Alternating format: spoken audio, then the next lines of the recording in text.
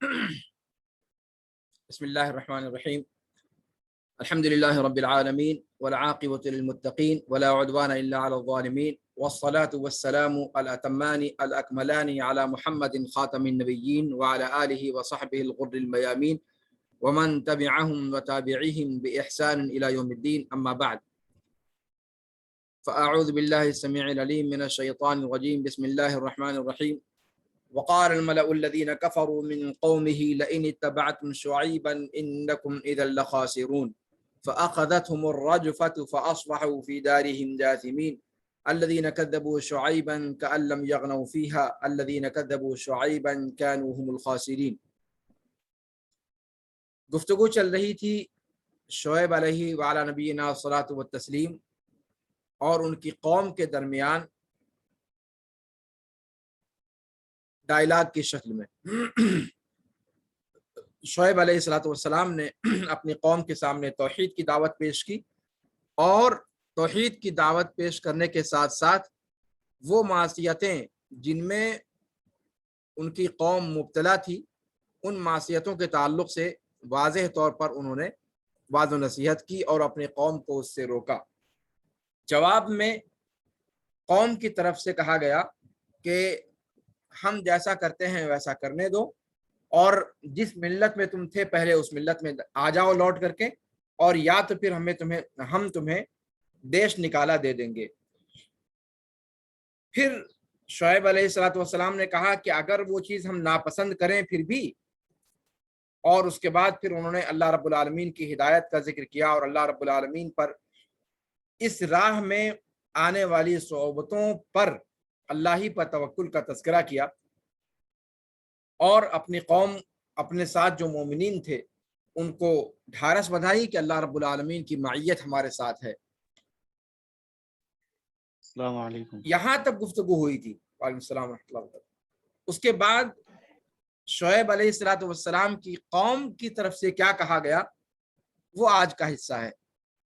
تو فرمایا اللہ رب العالمین نے ان کی قوم کی حکایت بیان کرتے ہوئے کہ وقال الملأ الذين كفروا من قومه لئن اتبعتم شعيبا انكم اذا لخاسرون۔ وہی ملأ جس کا پہلے ذکر کیا جا چکا ہے، یعنی قوم کے سربر آوردہ لوگ، قوم کے اہل حل و عقد، قوم کے وہ لوگ جو قوم کی قسمتوں کے فیصلے کرتے ہیں۔ کہا کہ وقال الملأ الذين كفروا من قومه، شعیب علیہ الصلوۃ والسلام کی قوم میں ان لوگوں نے جنہوں نے کفر کیا، ان کے سرداروں نے کہا، کیا کہا؟ لئن اتبعتم شعیبا، یہ قول کا مقول یہاں ہے۔ فرمایا لئن اتبعتم شعیبا انکم اذا لخاسرون۔ ان کی قوم کے سرداروں کا قول نقل کرتے ہوئے اللہ رب العالمین نے فرمایا کہ انہوں نے کیا کہا؟ لئن اتبعتم شعیبا، کہ اگر تم نے شعیب کی پیروی کی۔ اب شعیب علیہ الصلوۃ والسلام سے ان کو اندازہ ہو گیا کہ دو بدو گفتگو میں وہ لوگ جیت نہیں سکتے، ترکی بترکی جواب سے ان کو زیر نہیں کر سکتے۔ تو انہوں نے ان کی قوم کے وہ لوگ جو شعیب علیہ الصلوۃ والسلام کے متبعین میں سے ہو گئے تھے، شعیب علیہ الصلوۃ والسلام پر ایمان لے آئے تھے، ان کو ورغلانا شروع کیا۔ اس ڈائلاگ میں، اس اپنے قول میں ان کی توجہ بجائے شعیب علیہ وعلی نبینا الصلوۃ والسلام کی طرف ہونے کے، ان کے متبعین کی طرف یعنی مسلمانوں کی طرف ان کی توجہ ہو گئی۔ کہا انہوں نے، قوم کے لوگوں نے، کہ لئن اتبعتم شعیبا، وہی تاکیدی لہجہ ہے جیسا کہ آپ دیکھ رہے ہیں۔ لئن اتبعتم شعیبا، اگر تم نے شعیب کی پیروی باقی رکھی، انکم اذا لخاسرون، تو یقینی طور پر تم گھاٹا پانے والوں میں سے ہو جاؤ گے، گھاٹے والے لوگوں میں سے ہو جاؤ گے۔ انکم اذا لخاسرون، انکم جملہ اسمیہ جملہ فعلیہ کے مقابلے میں زیادہ مؤکد ہوتا ہے، پھر اس پر انا داخل کیا، اور اتنا ہی نہیں، پھر انا داخل کرنے کے بعد خبر پر لام داخل کیا۔ جیسے آپ کہتے ہو ان زیدن لقائم، زید قائم آلریڈی جملہ اسمیہ ہے، مبتدا اور خبر ہے، اس پر اگر آپ کہتے ہو ان زیدن قائم تو یہ مزید تاکید پیدا ہو گئی ان داخل ہونے کی وجہ سے. اور اگر آپ کہتے ہو ان زیدن لقائم یہ منتہا ہے, یہ تاکید کی انتہا ہے. تو ان لوگوں نے یعنی گویا ایک طریقے سے حلفیہ طور پر تاکید در تاکید کے لہجے میں کہا, شعیب علیہ الصلوۃ والسلام کے متبعین کی طرف توجہ کرتے ہوئے کہ اگر تم نے شعیب علیہ الصلوۃ والسلام کی پیروی نہ چھوڑی تو یقینی طور پر, تاکیدی طور پر ایسی صورت میں گھاٹا اٹھانے والوں میں سے ہو جاؤ گے. یعنی انسان جانتے ہو کہ اس دنیا کے اندر گھاٹے سے بہت ڈرتا ہے. انسان اس دنیا میں نفع اور نقصان اسی پر اس کی ساری پالیسیاں چلتی ہیں, ہے یا نہیں؟ تجارت کے اندر انسان نفع چاہتا ہے, لین دین کے اندر انسان فائدہ چاہتا ہے, انسان اپنے 10 پیسے وہاں لگانا چاہتا ہے جہاں سے اس کو کچھ فائدہ ہو, اور جہاں سے خود راس المال جو پونجی لگا رہا ہے اسی کے ڈوبنے کا ڈر ہو تو پھر وہاں پر انسان کبھی انویسٹ نہیں کرے گا. تو نفع اور نقصان کا پہلو جو انسان کے اندر, انسان صحت چاہتا ہے مرض سے دور بھاگتا ہے, انسان نفع بخش چیز چاہتا ہے مضرت رساں چیز سے وہ دور بھاگتا ہے, یہ انسان کی فطرت ہے. تو شعیب علیہ الصلوۃ والسلام کی قوم کے سربراہ بردہ لوگوں نے شعیب علیہ الصلوۃ والسلام کی قوم کے متبعین کو اسی پہلو سے گھیرا کہ اگر انہوں نے شعیب علیہ الصلوۃ والسلام کا ساتھ نہ چھوڑا تو پھر ان کو ایسا گھاٹا ہوگا کہ پھر اس گھاٹے سے ابھرنے کی, اس گھاٹے سے نکلنے کی ان کے پاس کوئی راہ باقی نہیں بچے گی. خاسرون, آپ جانتے ہیں کہ فعل کی دلالت عارضی ہوتی ہے لیکن اسم کی دلالت دائمی ہوتی ہے, استمرار اس کے اندر ہوتا ہے. خاسر, مثال کے طور پر ایک ایسی مثال دو جس سے آپ لوگوں کو سمجھ میں آ جائے. آپ نماز پڑھتے ہو, مثال کے طور پر آپ کی کوئی نماز چھوٹ گئی بائی چانس, تو آپ کو تارک صلاۃ کہا جائے گا؟ ہاں مشائخ, نہیں کہا جائے گا, نہیں کہا جائے گا. تارک صلاۃ اس کو کہا جائے گا جو اپنی نمازیں برابر چھوڑنے کا عادی ہو, جو اپنی نماز برابر چھوڑتے رہنے کا عادی ہو. تو تارک صلاۃ اس کو نہیں کہیں گے. ایسی دنیا کے اندر اور ساری چیزیں ہیں. آپ قاری صاحب کس کو کہتے ہو؟ جس نے زندگی میں کبھی قرآن کی تلاوت کر لی 1 مرتبہ یا 2 مرتبہ؟ نہیں. آپ قاری صاحب اس کو کہتے ہو جس نے قرآن کا علم حاصل کیا ہو, قرات کا علم حاصل کیا ہو, قرات سوا قرات عشرہ پڑھا ہو, چٹائی توڑی ہو اپنے استادوں کے سامنے, اور پھر جا کر کے سند پائی ہو, تب جا کر کے اس کو قاری کا لقب ملتا ہے. عالم آپ کب کہے جاتے ہو؟ 2-4 کتابیں اٹھا کر کے نیٹ پر سے اور پروفیسر گوگل سے مسئلہ معلوم کر لیجئے, وہ آپ عالم کہے جاؤ گے؟ نہیں, قطعی نہیں. یعنی باقاعدہ اکیڈمک طریقے پر آپ زانو تلمذ تہ کیجئے اپنے اساتذہ کے سامنے, اور اساتذہ پر باقاعدہ کتابوں کو پڑھیے, کتابوں کا منہج پڑھیے, کتابوں کو سمجھنے کا سلیقہ پڑھیے, کتابوں کے اندر جو ادلہ وارد ہیں ان ادلہ سے طرز استدلال کیا ہے, عام کیا ہے, خاص کیا ہے, اطلاق کیا ہے, متقید کیا ہے, یہ سارے کے سارے مسائل آپ جب اکیڈمک طریقے پر پڑھتے ہیں اور باقاعدہ رگڑتے ہیں اپنی زبان سے ان مسائل کو اپنے ذہن و دماغ میں پیوست کرتے ہیں, تب جا کر کے آپ کو عالم کہا جاتا ہے. تو مطلب یہ ہوا کہ 1 2 4 مسئلہ جان لینے والا وہ عالمہ سے عالم نہیں بنے گا, اس کو کہیں گے کہ عالم هذه المسائل او يعلم هذه المسائل, فلاں بندہ ان مسئلوں کے بارے میں جانتا ہے پر وہ عالم نہیں ہے. ویسے ہی معاملہ یہاں پر ہے کہ ان لوگوں نے ان لوگوں کو جب دھمکی دی متبعین کو تو یہ نہیں کہا کہ اس کسی خاص مسئلے میں تم گھاٹا اٹھاؤ گے، نہیں، بلکہ کہا خاسرون، یعنی دنیا کے اندر جتنی بھی آپ ایکٹیویٹیز کریں گے ان تمام ایکٹیویٹیز میں خسران کا لیبل آپ کی ذات کے ساتھ چپک جائے گا، اور کسی بھی میدان میں، سماجی میدان ہو، معاشرتی میدان ہو، اقتصادی میدان ہو، سیاسی میدان ہو، کسی بھی میدان میں آپ کے لیے نکل پانے کا کوئی راستہ نہیں بچے گا، یعنی خسران آپ کی زندگی کا عنوان بن جائے گا، اسی لیے خاسرون کہا۔ سمجھ میں آ رہی بات؟ میری آواز سن رہے ہیں آپ لوگ؟ جی شیخ، جی شیخ۔ تو گویا انہوں نے حلفیہ یہ بات کہی کہ واللہ لئن اتبعتم، یعنی یہاں پر بھی قسم محذوف ہے کہ اللہ کی قسم، یقینی طور پر اگر تم نے شعیب کی پیروی کرتے رہنے کی غلطی کی، انکم اذا لخاسرون، تو یقینی طور پر مکمل تاکیدی لہجے میں ایسی حالت میں تم گھاٹا پانے والوں میں سے یا گھاٹا اٹھانے والوں میں سے ہو جاؤ گے۔ یہاں تک اللہ رب العالمین نے ان کا قول نقل کیا۔ اس کے بعد اللہ رب العالمین نے فرمایا کہ اب حد ہو گئی۔ اب کیا ہوا؟ حد ہو گئی۔ شعیب علیہ الصلوۃ والسلام نے پوری نصیحت کر ڈالی، پوری طرح سے ان کو سمجھا بجھا ڈالا۔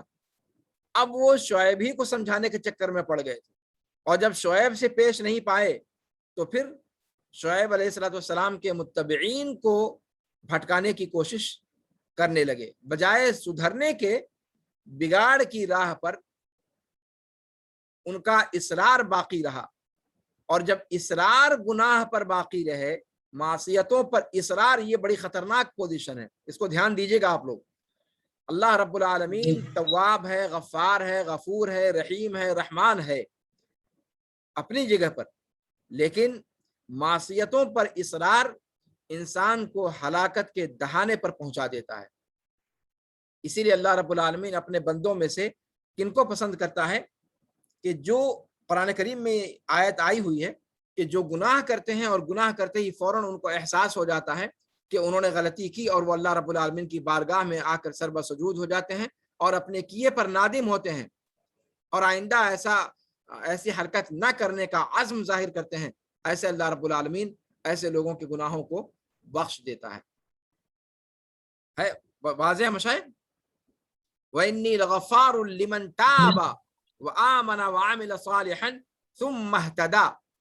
ٹھیک ہے مشاہد؟ تو اللہ رب العالمین کی غفاریت ایسے موقعوں کے لیے ہے، لیکن ان کمبختوں کی سرشت میں اصرار تھا، اپنی معصیتوں پر اصرار تھا۔ نبی اپنی طرف سے پوری کوشش انہوں نے کر ڈالی، ہر زیر و بم سے انہیں آگاہ کر دیا، لیکن اپنی معصیتوں پر اصرار ان کا نہیں چھوٹا۔ اب نتیجتاً کیا ہونا چاہیے؟ جب حجت قائم ہو گئی، جب ادلہ واضح ہو گئے، منطقی اعتبار سے سامنے والے کو قائل کرنے کی پوری کوشش کر لی گئی، اب اصرار کا جو مسئلہ ہے اس کا کوئی علاج نہیں۔ اصرار کا جو مسئلہ ہے اس مصیبت کا کوئی علاج نہیں۔ لہذا آگے کیا اللہ رب العالمین نے ارشاد فرمایا فَأَخَذَتْهُمُ الرَّجْفَةُ فَأَصْبَحُوا فِي دَارِهِمْ جَاثِمِينَ۔ فَأَخَذَتْهُمُ الرَّجْفَةُ، رجفہ کسے کہتے ہیں مشائخ؟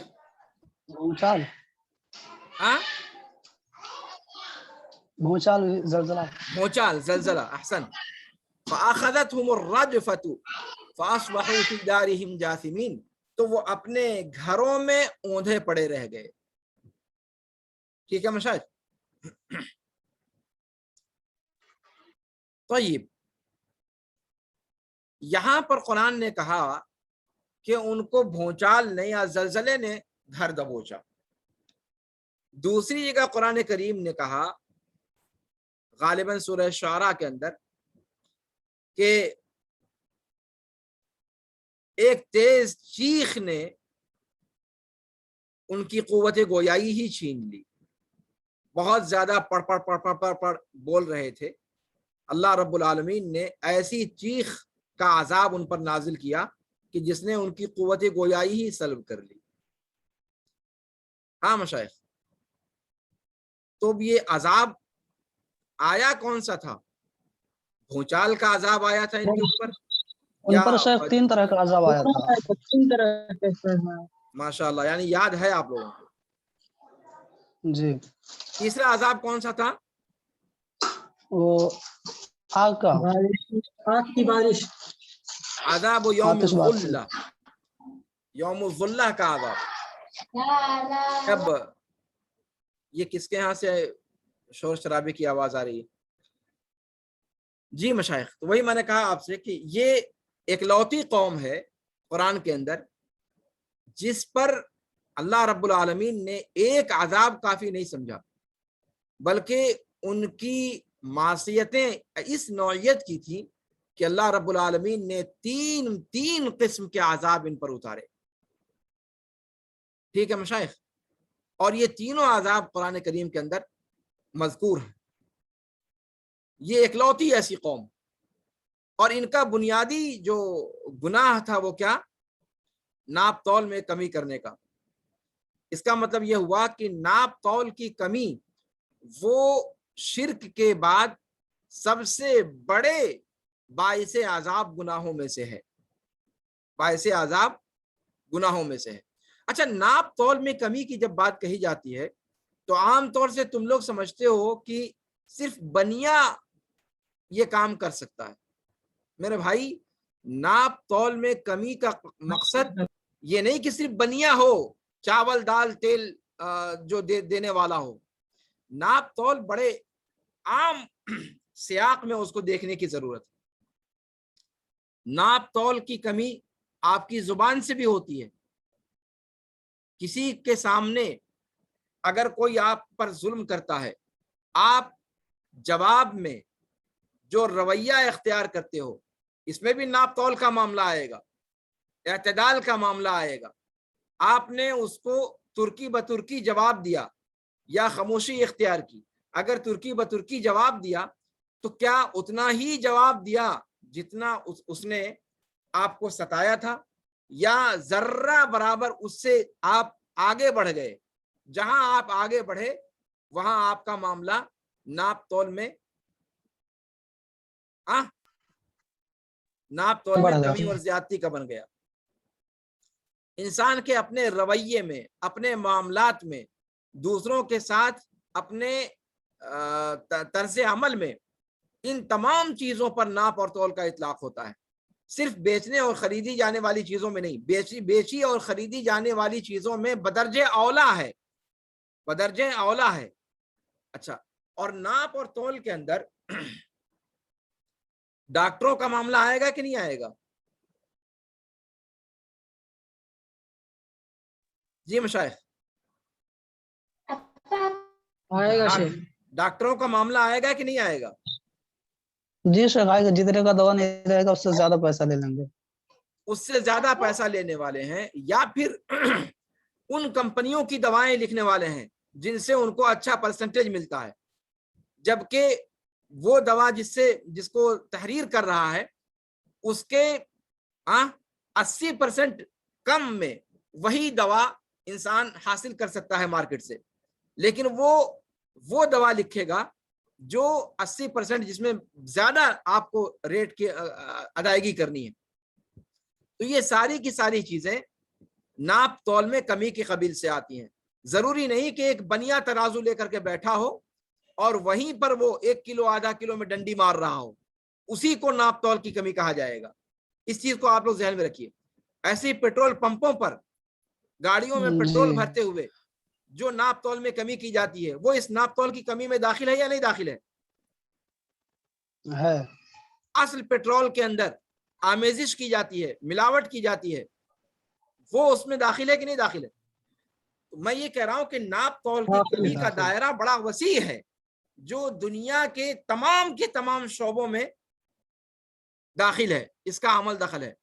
جب قرآن نے کہا کہ وَيْلٌ لِّلْمُطَفِّفِينَ، وہاں پر اس کا مفعول نہیں ذکر کیا کہ چاول، دال، تیل، نمک، کھجور، آٹا یہ کم تول کر دینے والے ہیں اور زیادہ تول کر لینے والے ہیں، بلکہ ناپ تول میں کمی کرنے والے کس چیز کے اندر، اس کا ذکر قرآن کریم نے مطلق چھوڑ دیا، اس لیے کہ اس کا ذکر محصور نہیں کیا جا سکتا تھا، اس کا دائرہ غیر محدود ہے، اس کا دائرہ غیر محدود ہے، لیکن قرآن نے اس اصل کنڈیشن کو ذکر کیا، ویل للمطففین، کمی اور بیشی کرنے والے ناپ تول میں، الذین اذا اکتالوا علی الناس یستوفون واذا کالوہم او وزنوہم یخسرون۔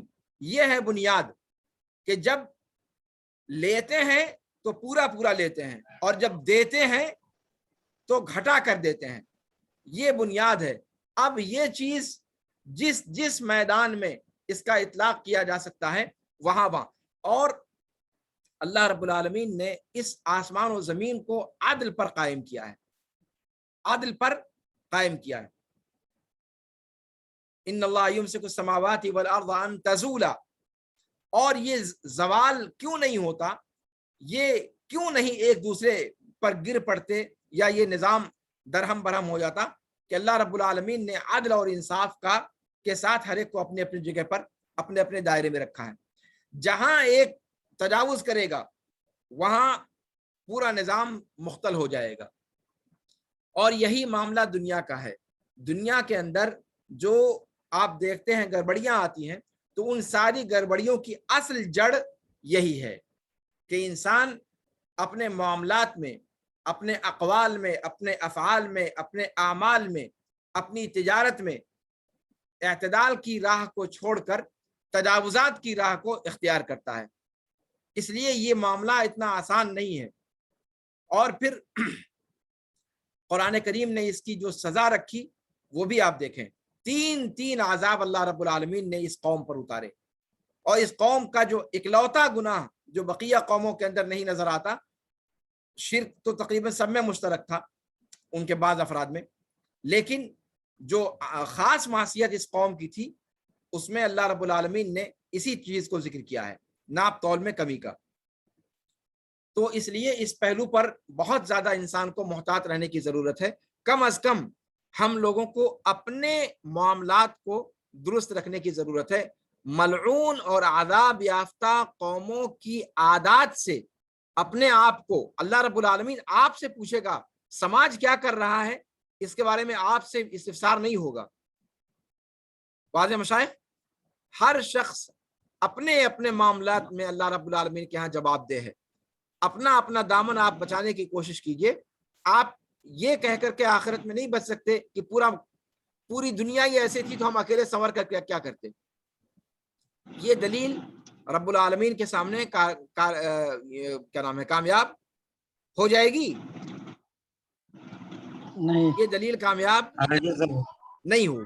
جی، تو اللہ رب العالمین نے فرمایا کہ فَأَخَذَتْهُمُ الرَّجْفَةُ فَأَصْبَحُوا فِي دَارِهِمْ جَاثِمِينَ۔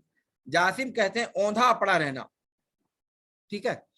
اس کے بعد اللہ رب العالمین نے فرمایا الذین کذبوا شعیبا کأن لم یغنوا فیہا، وہ لوگ جنہوں نے شعیب علیہ الصلوۃ والسلام کی تکذیب کا رویہ اختیار کیا تھا، کأن لم یغنوا فیہا، وہ ایسے ہو گئے گویا وہ اس سرزمین میں کبھی بسے ہی نہیں تھے۔ کأن لم یغنوا فیہا الذین کذبوا شعیبا کانوا هم الخاسرین، جن لوگوں نے شعیب علیہ الصلوۃ والسلام کی تکذیب کی وہی لوگ، کانوا ہم، وہی لوگ، کوئی اور نہیں، ان کے علاوہ کوئی اور نہیں، وہ لوگ نہیں جن کو انہوں نے کہا تھا کہ گھاٹا اٹھانے والے ہیں، وہ لوگ نہیں، بلکہ یہ کہنے والے ہی تنہا گھاٹا اٹھانے والے بن گئے۔ ابن کثیر رحمہ اللہ فرماتے ہیں کہ اللہ رب العالمین ان آیات میں قوم شعیب کی شدت کفر کے بارے میں خبر دے رہا ہے، اور حق پر ان کے تمرد کا بیان فرما رہا ہے، سرکشی کا ان کا ذکر فرما رہا ہے۔ اسی لیے ان لوگوں نے قسم کھاتے ہوئے کہا، قسم کھایا ان لوگوں نے، وَلِهَذَا أَقْسَمُوا وَقَالُوا لَئِنِ اتَّبَعْتُمْ شُعَيْبًا إِنَّكُمْ إِذًا لَخَاسِرُونَ، ان لوگوں نے قسم کھائی اور کہا کہ اگر تم شعیب کی پیروی کرتے ہو تو یقینی طور پر گھاٹا اٹھانے والوں میں سے ہو جاؤ گے۔ کوئی بتائے گا یہاں پر قسم کہاں پر کھایا ہے ان لوگوں نے؟ لَئِنِ اتَّبَعْتُمْ کا معنی قسم کہاں سے ہو گیا؟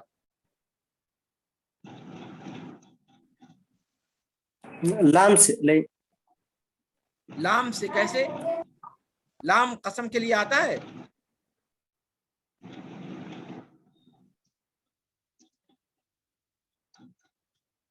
اگر امتحان میں نے مثال کے طور پر اسی آیت کو دے دیا اور حضرت ابن کثیر کی اس عبارت کو دے دیا اور پوچھ لیا کہ بھیا ابن کثیر کہہ رہے ہیں وَلِهَذَا أَقْسَمُوا، اسی لیے ان لوگوں نے قسم کھائی، آیت کے اندر کہاں ان لوگوں نے اللہ رب العالمین نے جو ان کا قول نقل کیا ہے اس میں قسم کہاں کھائی ہے؟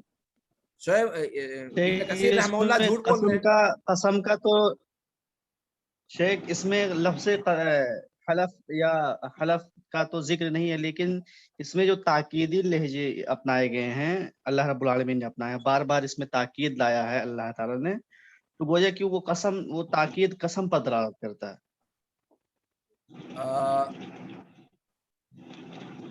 بتاتا ہوں ابھی، اور کوئی جواب؟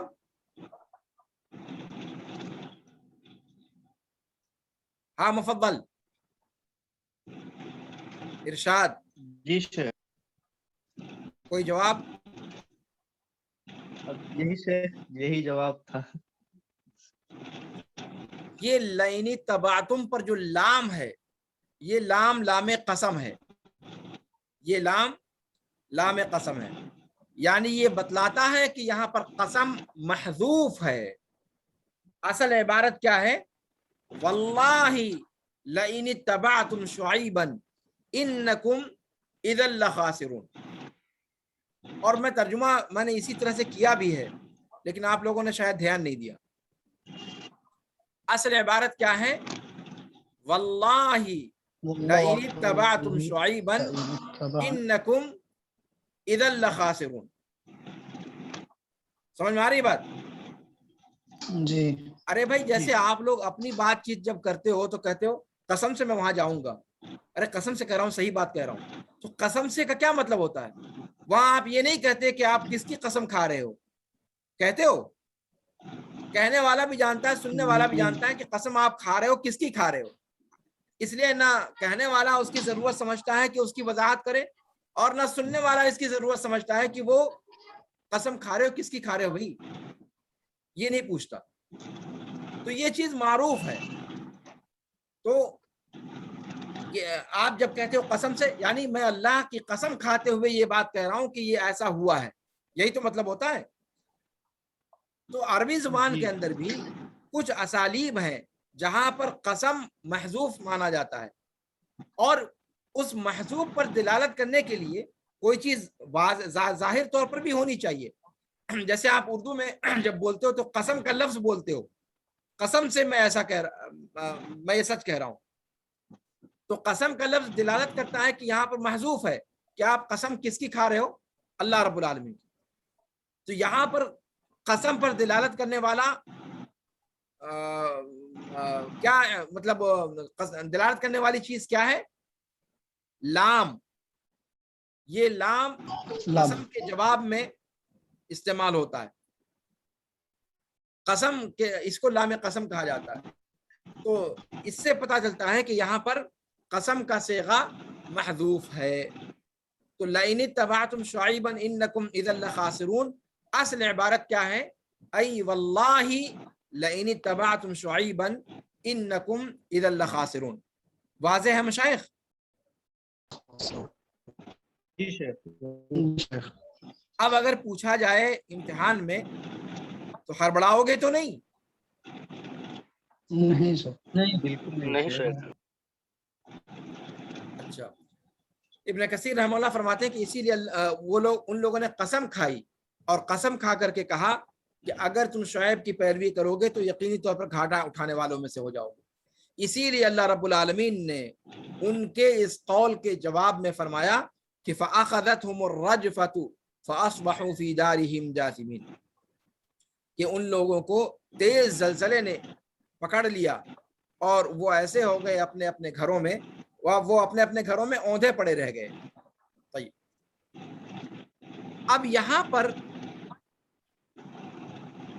ایک چیز ہے کہ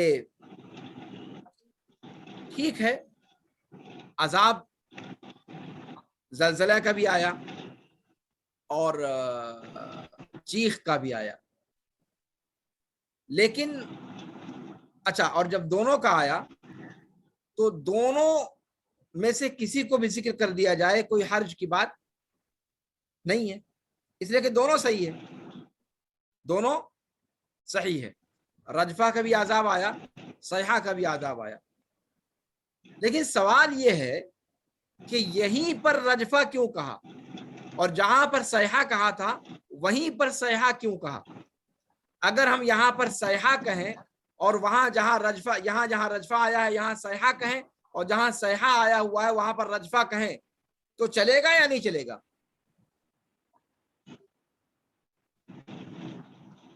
سوال سمجھ میں آ رہا ہے؟ سوال سمجھ میں آ رہا ہے مشائخ؟ جی. مطلب زلزلے کا، رجفہ کا اور صیحہ کا دونوں کا عذاب آیا، اس لیے دونوں میں سے کوئی بھی کہا جائے تو واقع کے اعتبار سے غلط نہیں ہے، اس لیے کہ اس قوم پر جو عذاب آیا وہ صیحہ کا بھی تھا اور رجفہ کا بھی تھا. لیکن سوال یہ ہے کہ جہاں قرآن نے رجفہ کہا ہے کیا وہاں پر صیحہ استعمال کر سکتے ہیں؟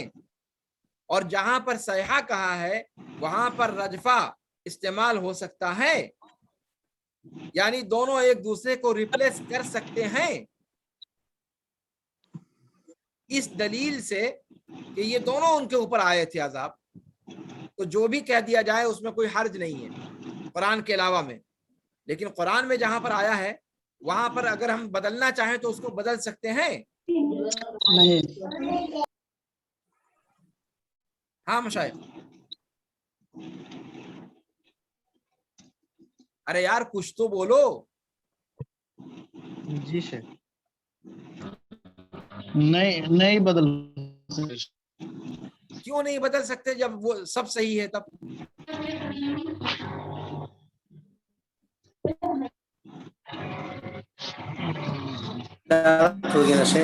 ہاں تو شیخ ہماری جب ہم بدل کر رکھ دیں گے تو پھر ہماری ہو جائے گی نا، پھر اللہ کی کہاں رہے گی؟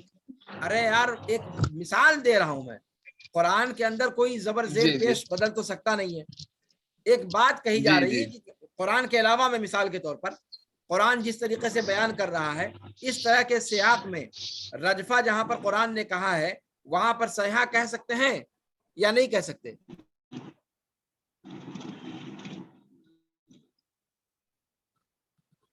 قرآن میں کون تبدیل کرے گا؟ نعوذ باللہ، نہیں کہا جا سکتا. گرچہ دونوں عذاب آئے تھے شعیب علیہ السلام کی قوم پر، لیکن سیاق و سباق کا بھی کچھ تقاضا ہے، سیاق و سباق کا بھی کچھ تقاضا ہے.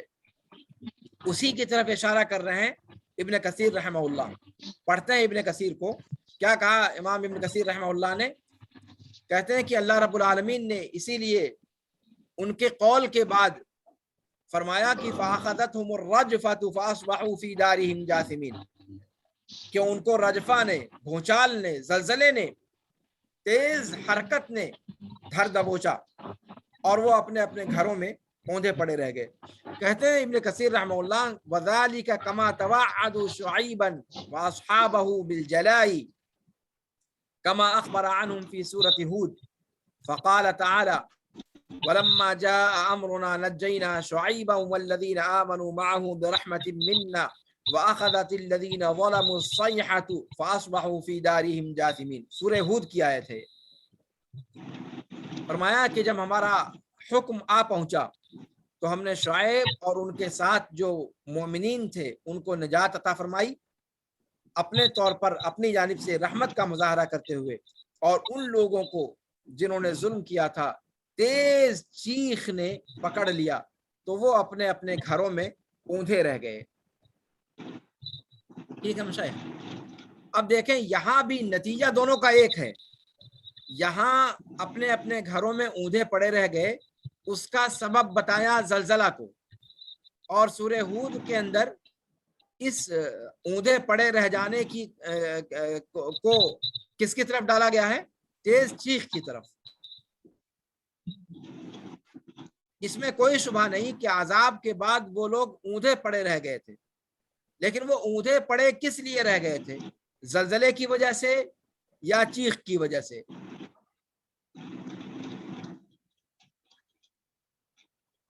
اور قرآن نے یہاں پر رجفہ کا لفظ استعمال کیا، وہاں پر صیحہ کا لفظ استعمال کیا. کیوں؟ جب انجام ایک ہی ہے، یا پھر دونوں کی وجہ سے وہ لوگ ایسے ہوئے تھے؟ نہیں شیخ، جو رجفہ تھا وہ تو مطلب صیحہ سے ان کی آواز ہی چلی گئی تھی. احسنت. اور رجفہ سے وہ لوگ اوندھے پڑے رہ گئے تھے. احسنت. کہتے ہیں کہ والمناسبۃ ہنا واللہ اعلم. دیکھیں یہ کٹنے والا ہے، اگر اچانک بند ہو جاتا ہے تو آپ لوگ جوائن کر لیجیے گا تاکہ 2-4 منٹ میں اپنی بات پوری کر لیں. آخری پیراگراف رہ گیا ہے. کہتے ہیں کہ مناسبت یہ ہے، اللہ رب العالمین زیادہ جانتا ہے اپنے کلام کی حکمتوں کو، لیکن بظاہر عقل جو ہماری کہتی ہے کہ مناسبت کیا ہے، کہ جب انہوں نے اپنے قول میں مذاق اڑایا شعیب علیہ الصلوۃ والسلام اور مومنین کا، یہ کہتے ہوئے کہ اصلاتک تأمرک ان نترک ما یعبد آباؤنا او ان نفعل فی اموالنا ما نشاء انک لانت الحلیم الرشید. بے انتہا خطرناک لہجے میں مذاق اڑایا شعیب علیہ الصلوۃ والسلام کا اور ان کے متبعین کا کہ کیا آپ کی نماز